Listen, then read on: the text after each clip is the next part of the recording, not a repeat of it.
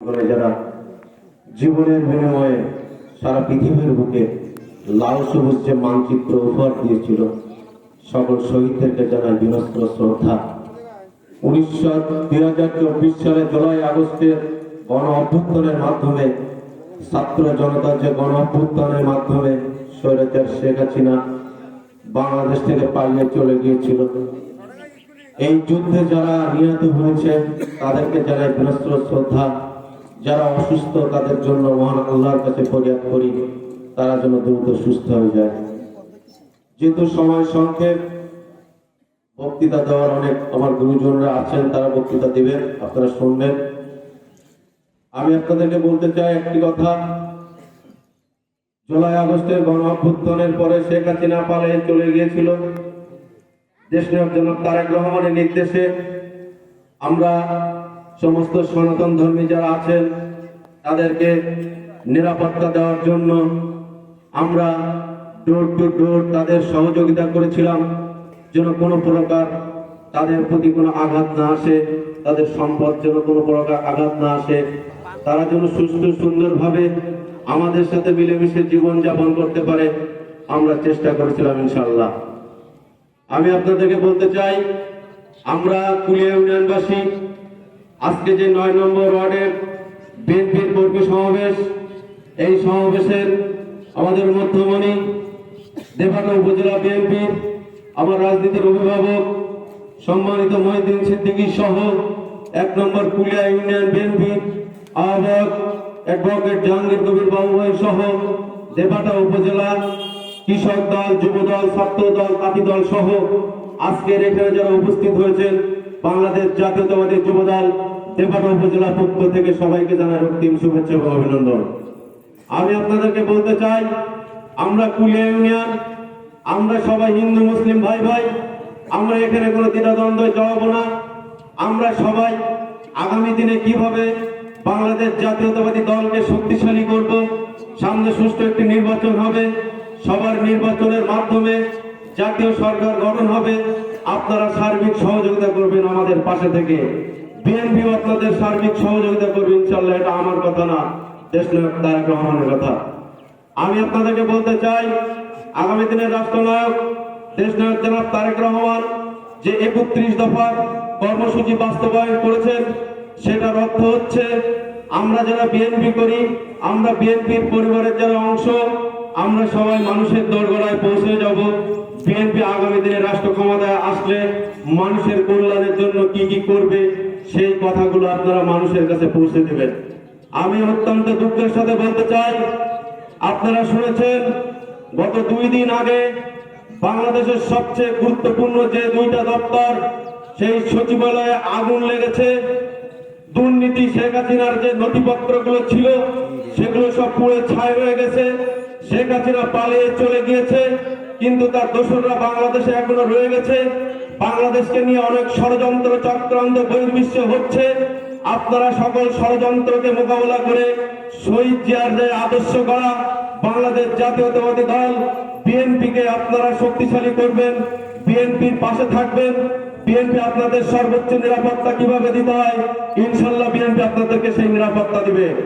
আমি আপনাদেরকে বলতে চাই, আজকে আমরা এখানে যারা আসছি, দীর্ঘদিন পরে অনেক একটা 16 বছর যে কষ্ট নির্যাতনের পরে যে আজকে আমরা এখানে উপস্থিত হতে পেরেছি, আমি নিজেই গর্বিত যে 9 নম্বর মতো একটা ওয়ার্ড যেখানে এত সুন্দর একটা অনুষ্ঠান আজকে হবে, আর এই উপস্থিত যে সবাই থাকবে এটা আমাদের কাছে ভালো লাগতেছে। কারণ আজকে সময় এসেছে, আপনাদের অধিকার আপনারা নিজেরাই প্রতিষ্ঠিত করবেন।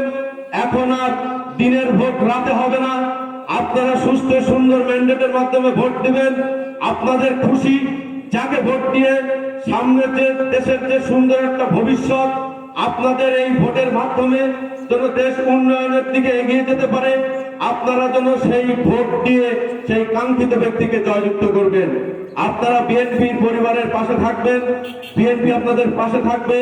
আমি আপনাদেরকে বলতে চাই, আমাদের কুলিয়া ইউনিয়নে আমাদের 9 নম্বর ওয়ার্ডে যদি কোনো প্রকার আমাদের দলের নাম ভাঙিয়ে যদি কোনো চাঁদাবাজি, যদি কোনো ঘের লুট, কোনো সন্ত্রাসী কর্মকাণ্ড করে, আপনারা আমাদের স্থানীয় নেতৃবৃন্দ আছে তাদেরকে প্রাথমিকভাবে জানাবেন।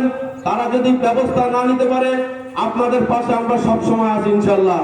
যেভাবে আপনারা সার্বিক নিরাপত্তা পেতে পারেন সেই নিরাপত্তা দেওয়ার বিধান আমরা চেষ্টা করবো আপনাদের পাশে থেকে।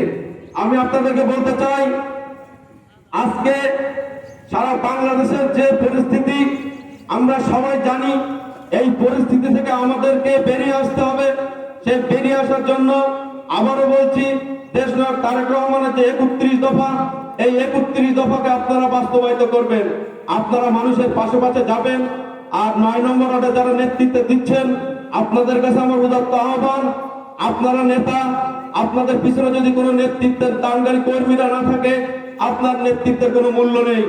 আপনারা এখানে যারা আছেন, আপনারা সবাই আগামী দিনে মিলেমিশে থাকবেন, একসাথে একই সুতায় গাঁথা, আপনারা একই পায়ে পাতে হাঁটবেন, আপনারা সুখে দুঃখে একসাথে থাকবেন, আপনাদের ভিতরে কোনো দ্বিধাদ্বন্দ্ব থাকবে না। এটা আমি ব্যক্তিগতভাবে আপনাদেরকে অনুরোধ করছি। আপনারা সবাই মিলেমিশে পথ চলবেন। আপনাদের যে শক্তি, বিরোধী শক্তিরা আপনাদের পাশে এসে আপনাদেরকে কোনো শক্তি খর্ব করতে পারবে না। কারণ আপনাদের সামনে হাজারো জনগণ, 2-1 মানুষ আপনাদের পাশে থেকে কোনো ক্ষতি করতে পারবে না। আজকে আপনাদের উপস্থিতি বলে দিচ্ছে সারা বাংলাদেশে 16 বছর আগের প্রেক্ষাপট। আমরা যখন একটা মিছিল মিটিং করতাম, এক বা একের অধিক প্রত্যেকটা কর্মীর কাছে আমাদেরকে ফোন করতে হতো, তারপরে আমাদের লোক নিয়ে আমাদের প্রোগ্রামে যেতে হতো।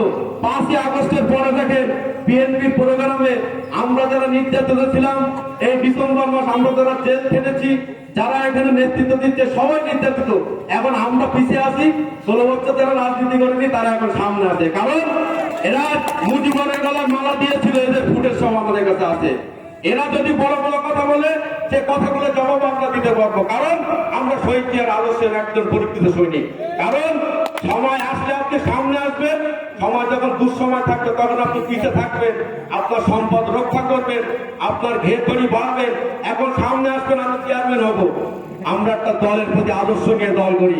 কারণ আমাদের দল কাউকে ঘোষণা করেনি যে চেয়ারম্যান প্রার্থী কুলি ইউনিয়নের কে হবে। যদি সত্যিকার অর্থে দলকে ভালোবেসে থাকি, আমরা এই কথা মুখ থেকে বলতে পারি না। কারণ দল যাকে মনোনয়ন দেবে আমরা তার হয়ে কাজ করবো ইনশাল্লাহ। এখানে আমাদের কোনো চাওয়া পাওয়া নাই। শহীদ জিয়ার আদর্শে গড়া বিএনপি, তার অভিভাবক হচ্ছে দেশনায়ক তারেক জিয়া। তারেক জিয়া যাকে সুন্দর এই অভিভাবক মনে করবে কুলিয়া ইউনিয়ন নেতৃত্ব দেওয়ার জন্য, তাকে উনি নেতৃত্ব দান করার জন্য মনোনয়ন দেবেন। আমরা সবাই তার হয়ে কাজ করবো ইনশাল্লাহ। এই উদাত্ত আহ্বান রেখে আপনাদেরকে বলতে চাই, এই কুলিয়া ইউনিয়নে কোনো সন্ত্রাসী জায়গা নাই, কোন আঙ্গুলিত করে যে আমার সনাতন ধর্মী ভাইদেরকে যদি একটা কথা বলে তার আঙ্গুল ওখানে ভেঙে দেবো ইনশাল্লাহ। আসতে যতটুকু সময় লাগবে, কিন্তু তার দাঁত ভাঙা জবাব দেবো। এটা আমার কথা না, আপনাদের শক্তি আমার শক্তি। আপনারা যদি না থাকেন আমি কিছুই করতে পারবো না। আপনারা পাশে থাকবেন, আপনারা সুস্থ থাকবেন।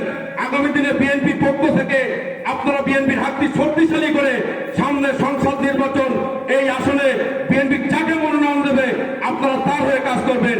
আপনারা আমাদের পাশে থাকবেন, আমরা আপনাদের পাশে থাকবো। এই বলে আমি আমার সংক্ষিপ্ত বক্তব্য শেষ করছি।